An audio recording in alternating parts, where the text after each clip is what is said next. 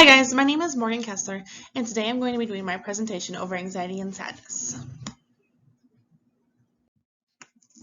Here's my table of contents to help you all understand what I'm going to be talking about as I go through my presentation.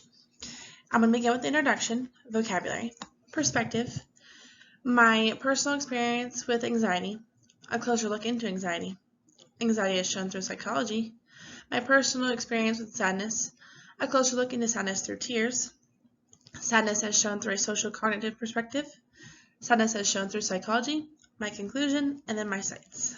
So let's get started. To begin, I'm going to explain the definitions of these two emotions so that everyone has a general understanding of the emotion.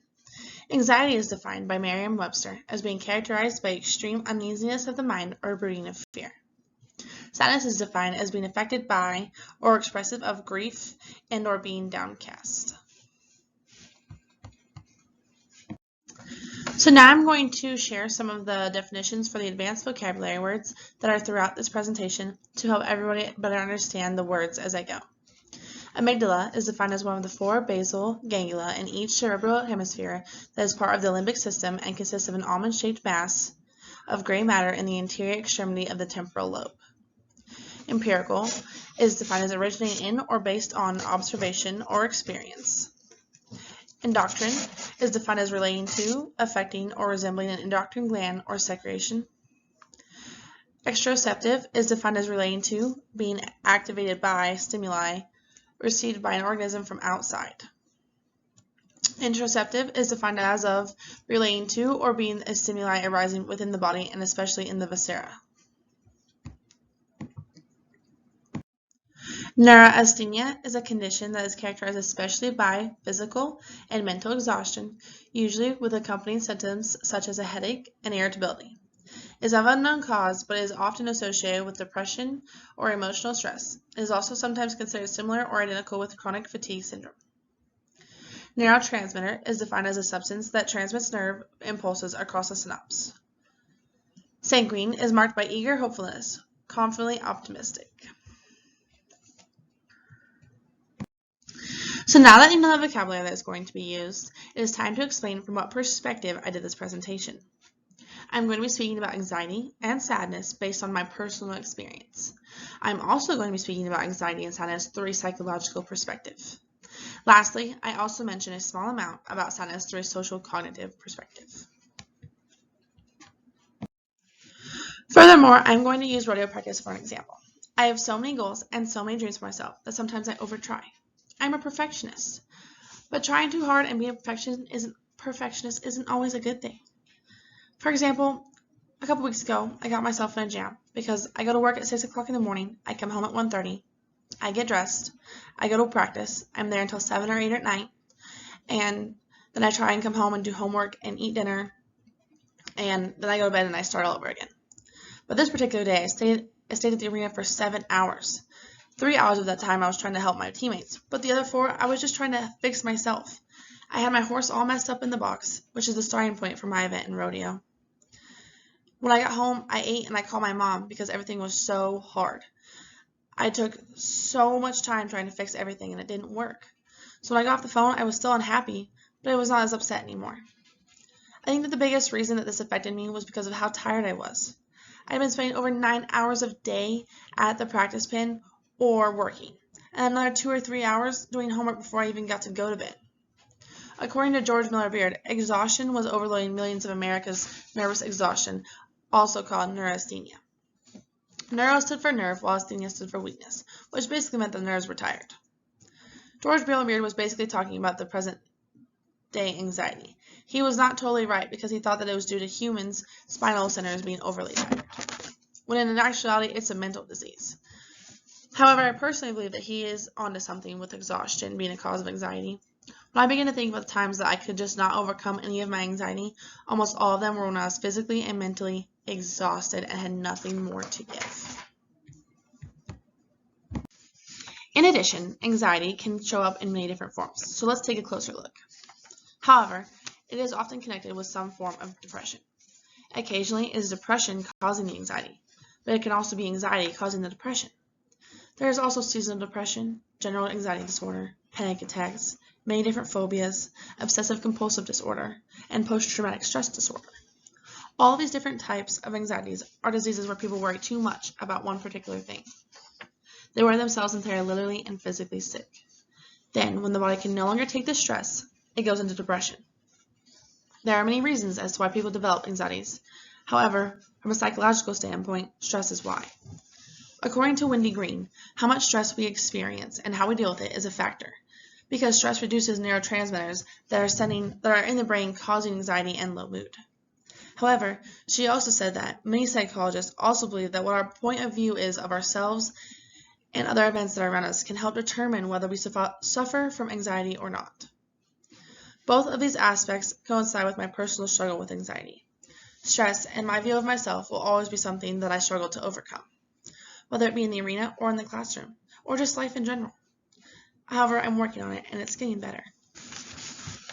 Yet another problem that plays a significant role in causing anxiety is the social aspect as told by Wendy Green.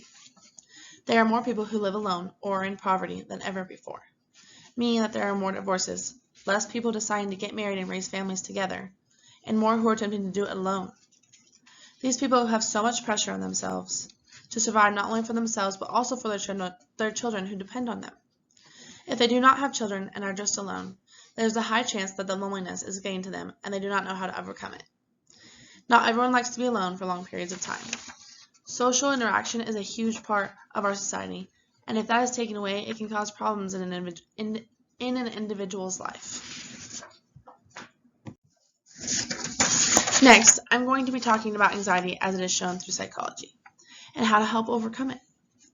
As I mentioned before, stress is a way for our bodies to deal with challenges that we maybe do not know how to handle.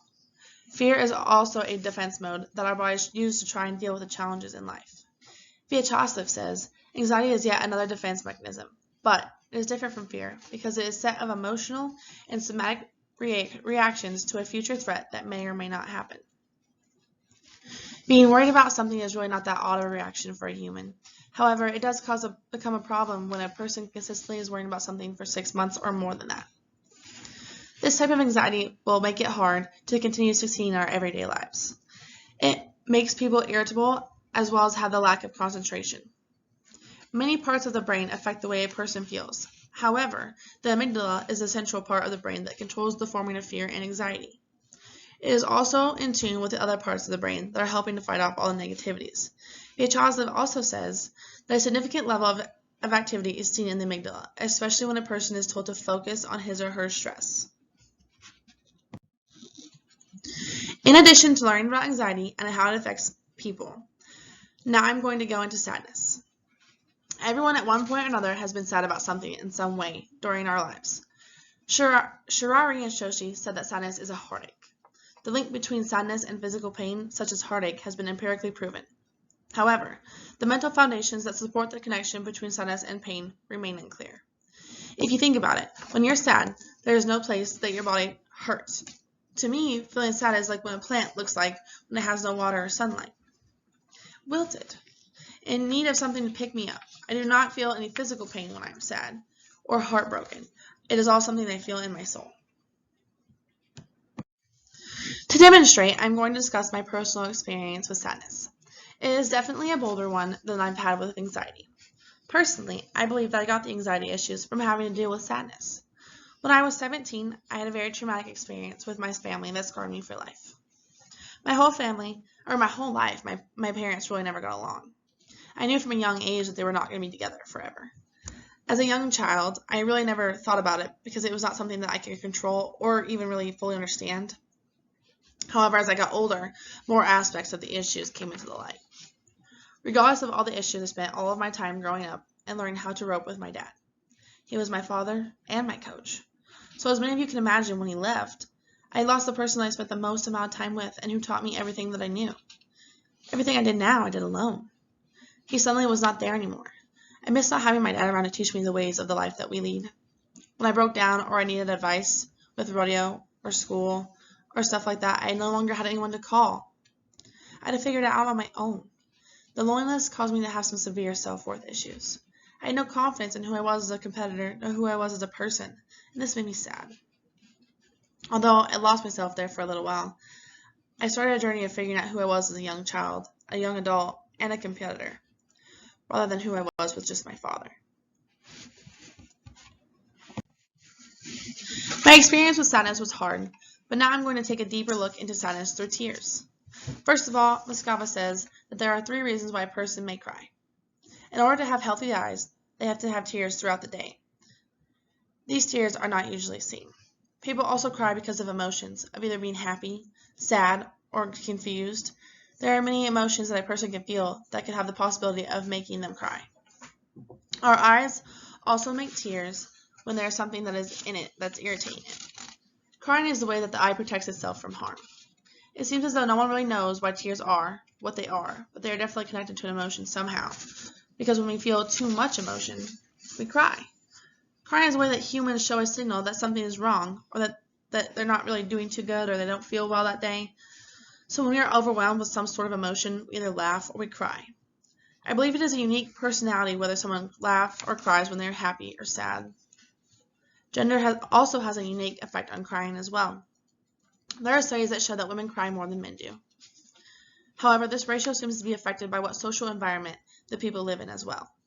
In some places, crying is not accepted, so many of the people there just do not do it because it's not allowed. Through personal experience of sadness, an overwhelming amount of sadness can be hard to understand or process. I think crying is the body's way of expressing the emotions that we are feeling due to the fact that we do not know how to talk about them. I think that is a good thing, especially if when we are done crying, we can process the situation that happened to us and work through it. I know that in my journey of experiences with sadness, sometimes there is no way to understand the things that happen, and taking a minute to be upset about it is actually the way that you work through it. In addition, I'm going to talk about sadness as shown through a social cognitive perspective. Shirari and Shoshi said that the identified relation between sadness and physical pain supports the theory that emotional experiences are an interactive product of exteroception and interoception, based on the interaction between the body, mind, and social situations. What this is basically saying is that your body is sensing the conditions outside of the body and inside of the body, and together the mind and body is deciding what to feel and how to react.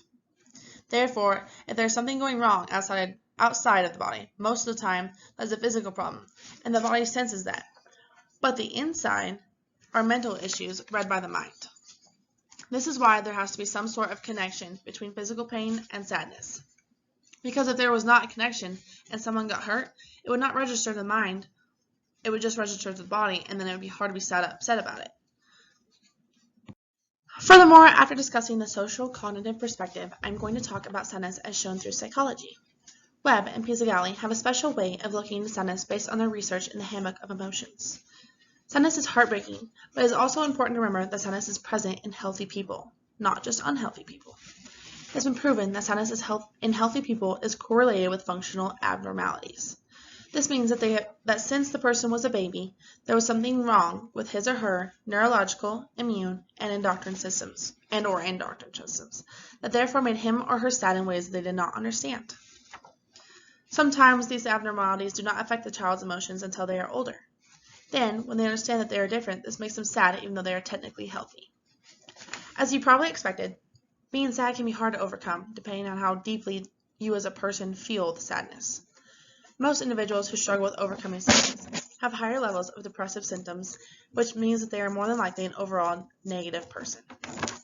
When people who are deep in these negative moods, it becomes hard to see a way out, making the sadness worse. According to Webb and Pizzagalli, the mind has a strong effect on how long the sadness lasts, based on the person's memory of the situation that made them sad in the first place.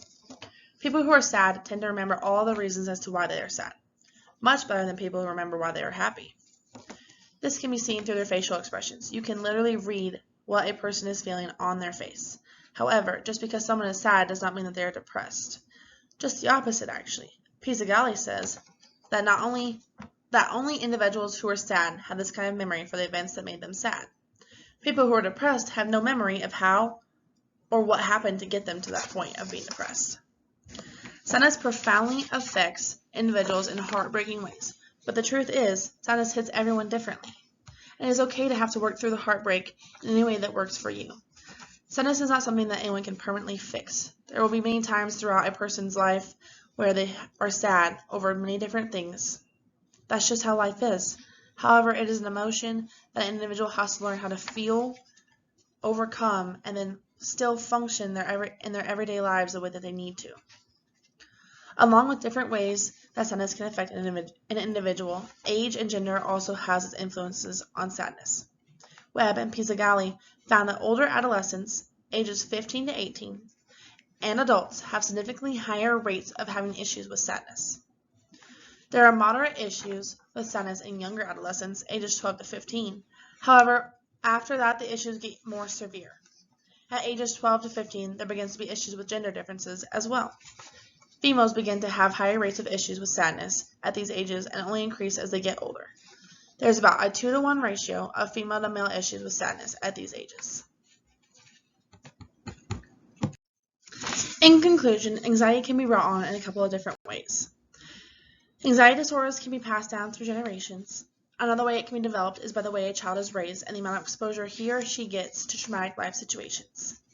These traumatic situations can lead to issues with people's social views on life, therefore causing issues further into their lives as well.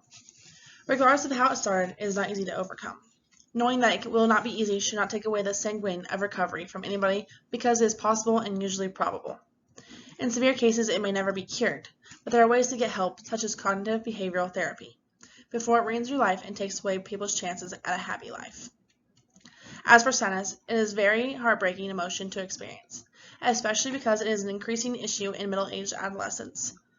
Sadness can be correlated with functional abnormalities that no one planned for or even wanted to encounter. All these aspects of both sadness and anxiety can create problems that are so overwhelming it turns into depression, therefore making both sadness and anxiety incredibly stressful emotions to handle. I just want to say thanks for listening to my presentation over anxiety and sadness. Here are my works cited. Half of my works cited. And here is the continued page as well. Thanks for listening, guys.